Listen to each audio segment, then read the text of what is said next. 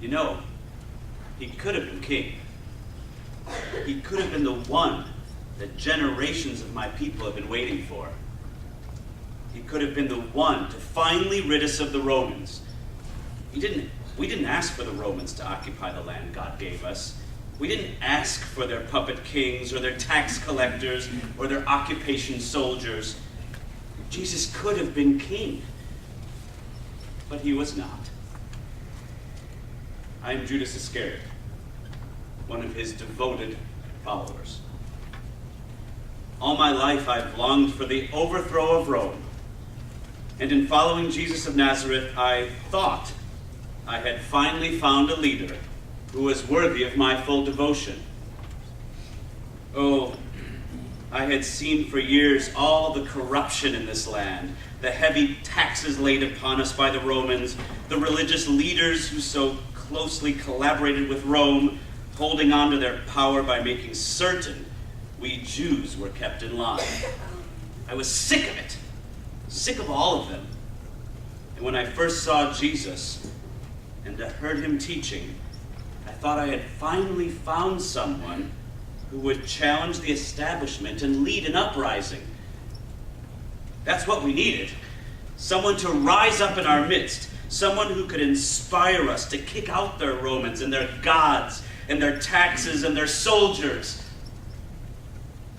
Jesus kept speaking about the kingdom of God, and I came to believe it was his way of speaking of the coming revolution. We needed him, and I really thought earlier this week when we came into Jerusalem that Jesus was ready to accept the responsibility. Massive crowds turned out to watch him ride into town, placing palm branches all along the path, even throwing their coats down before him. I thought the time had finally come. Jesus was taking the first steps to rally the people, and they were ready to follow him. But even then, he didn't do all he could have done. He chose to ride into town on a donkey's back. Is that any way for a great leader to appear? We could have found him something more suitable, but he insisted. I'll never understand some of the choices that he's made. I'll never understand the way he thought.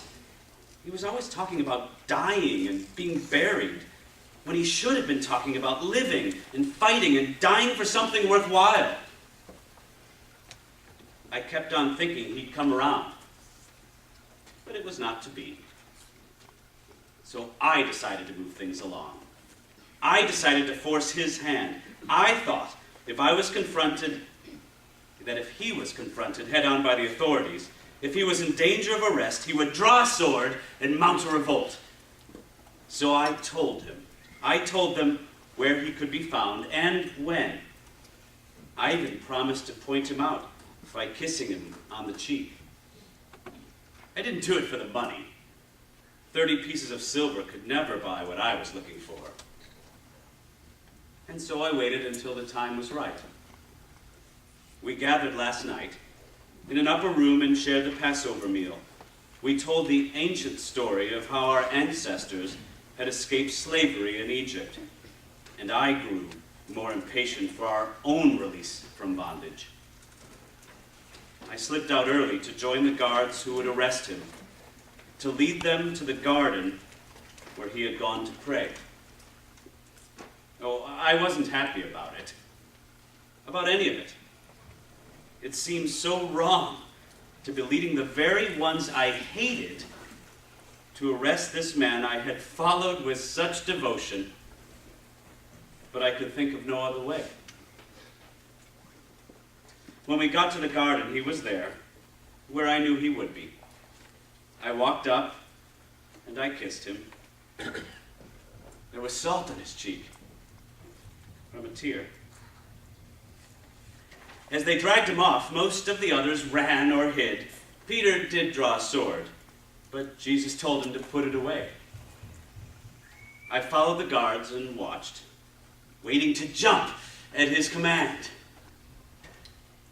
But he hardly said a word. They beat him and mocked him, and he never raised a hand. I realize now I made a mistake.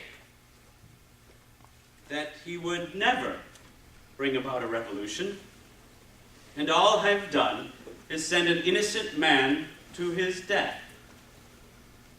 I guess I never really did understand him. I'm so afraid. Afraid of the Romans and what they'll do to Jesus. I'm afraid they'll end up rounding up all of his followers and treating us the same way. But most of all, I'm afraid because I know that I have lost him. I made a mistake that I can never take back. Sure, I'll try to give the money back, just get them to stop what I've set in motion, but things will never be the same. There's no hope for me. No room for me in this kingdom of God Jesus always talked about. I believed in him. But how could anyone ever believe in me again?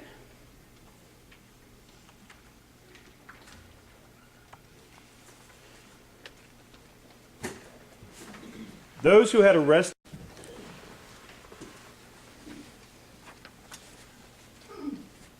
What have I done? How could I say such things? I do not know the man. Of course I know him. And he knows me. He's always known me only too well. He even knew that I would deny him before the cock crowed. Yet he's the one who's always given me hope. When he called me to be one of the disciples, I didn't think I could do it. I was merely a fisherman, and the water was all that I knew. But he knew I could do it. He had confidence in me. He guided me all along the way. He saw potential in me that I did not see. And what a journey we've had together. He called me the rock upon which he would build his church. I was with him in the hours leading up to his capture. I broke bread and shared a holy meal with him. Together with all the disciples, we all went to Gethsemane and prayed together and tried to keep watch on him. I loved him and hung on his every word. He was the center of my life. But oh, how the tides turned. And our stories changed so quickly, I watched them carry off my Lord. I felt helpless and afraid. The crowds were so large and so loud. Now all hope was lost. Surely God was not with us. They asked me if I knew him, and all I could do was deny him. And now I'm left only with my bitter tears. But he knew. He knew that it would come to this, and yet he never turned from me. He loved me, even though he knew I would deny him. What kind of love is this? Could it still be there for me? Could it be that even now I am not alone?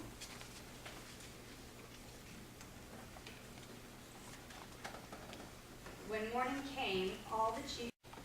But I never shied away from him either. It was part of the job. We lent an air of official dignity to what was otherwise a sordid business. Maybe dignity is not the word. Many of my men would carry on as if they were at the Coliseum, hooting, hollering, cheering as the nails went in. On this day, there were 3 of them. 2 common criminals, barely worth the sweat, iron, and wood it took to crucify them. And a third who was something else. A Messiah. Well, not the first. It seemed lately that saviors have been coming out from every stone. We had a joke among the ranks. Most of these were crazed, angry men, dirty, confused, unintelligible, but able to draw a crowd through sheer emotional force. Once in a while, we'd have to bring one of these fellows down. They'd usually run for the hills, make some foolish attempt at resistance, but not this one. This one came in like a lamb to the slaughter. I admired this one's courage, I had to admit. I'd seen many fearless condemned men buckle when they came face to face with the cross. Not this one. I had heard him before. As I said, messiahs were as common as lice.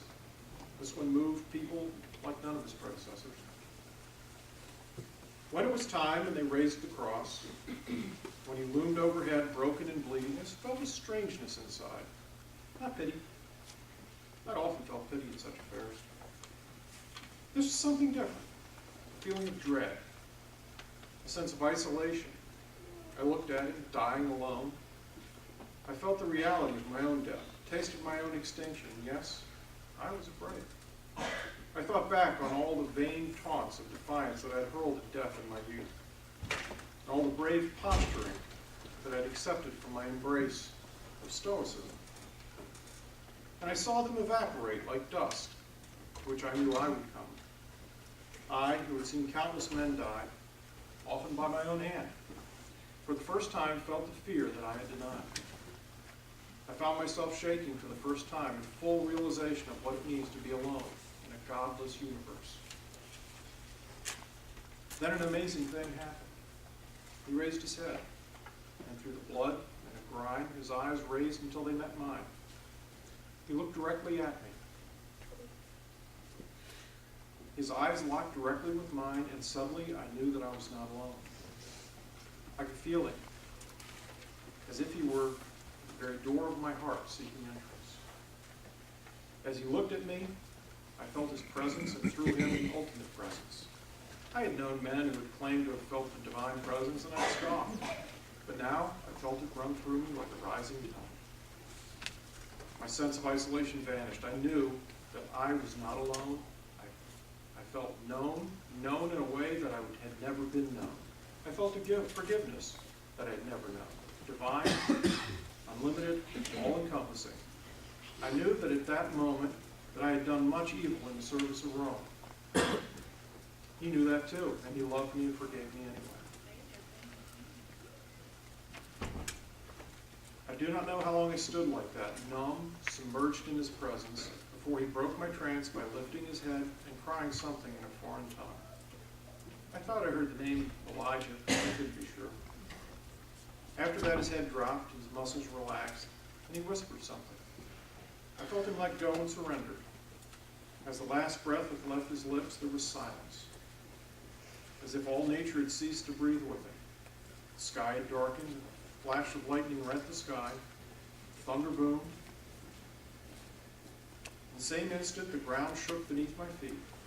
I dropped to my knees with the weight of my newfound convictions and cried out, surely, this man was the Son of God. Then I fell down prostrate and wept like a child.